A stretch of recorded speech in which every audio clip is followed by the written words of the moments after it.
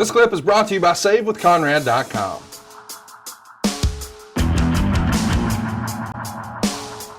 Let's talk about where we are with Brock Lesnar. He walked out of TV in Nashville in late February. He was advertised and scheduled to appear to build up the match here with Roman Reigns. But it didn't go well. There's even a shouting match apparently at that show between Lesnar and Vince that got loud enough that a lot of people heard it and were concerned. He then leaves the arena and, allegedly, whatever the blow up was about was in regards to a new contract.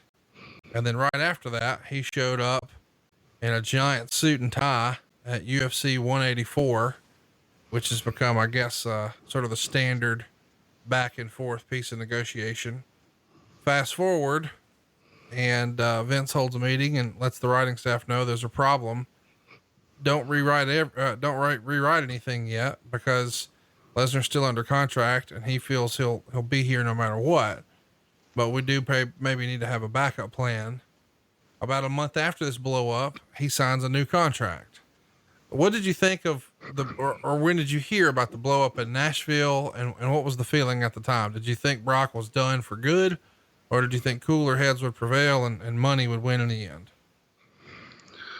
Well, Brock has always been the smartest guy in this business at self-promotion, knowing what he's worth, knowing what he wants, and what he brings to the table, and having the knowledge that for Vince McMahon, if he was going to sit down and say, okay, we're going to do a police sketch, you tell me what your ideal employee would be, your number one guy, period. That sketch would be Brock Lesnar, period. From him being here before when he left. And, the first time they were offering him the world, the first time. Don't know specifics, but I know it was a bunch. I know it involved a private plane to travel, all kind of stuff. So he has always been in control of his destiny, and he was smart enough to know that not only did WWE want him in the worst way, so did the UFC. And he was just sitting in a position to go, okay, we're all aware of what's going on here. I know you want me. You know you want me. It's up to you guys to decide who's going to get me, who's going to make me the sweetest deal. And he pretty much played one against the other. And he walked out of there with what he wanted. And he will fight again, I guarantee you, in the UFC. He may say he won't, he will. It's because he's a creature of his own destiny. When he wakes up that morning, Brock does what he wants to do, and my hat's off to him to that. I don't know of anybody else. There have been lesser degrees of creative control with guys over the years, but Brock does what Brock wants, and you got to respect that.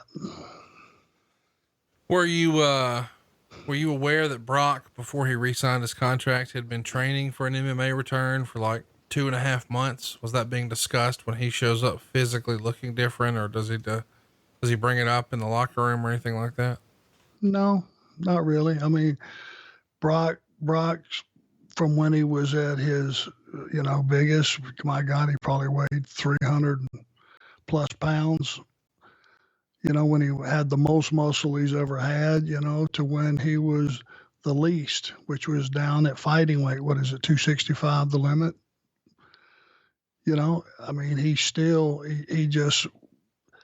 He would just be smaller versions of the monster that he was. He was still a monster at 265. And it's not like he walked in the door one day and you went, oh, he's little. He would be different versions of big. Let me just put it to you that way. Hey, it's Conrad Thompson. Thanks for checking out the podcast here on YouTube. Be sure to hit the subscribe button and the notifications bell so you get a notice anytime we upload some new content. And go save yourself some money right now. If you're in a 30-year loan or you have credit card debt, it's not a matter of if I can save you money. It's a matter of how much. Find out right now for free at SaveWithConrad.com.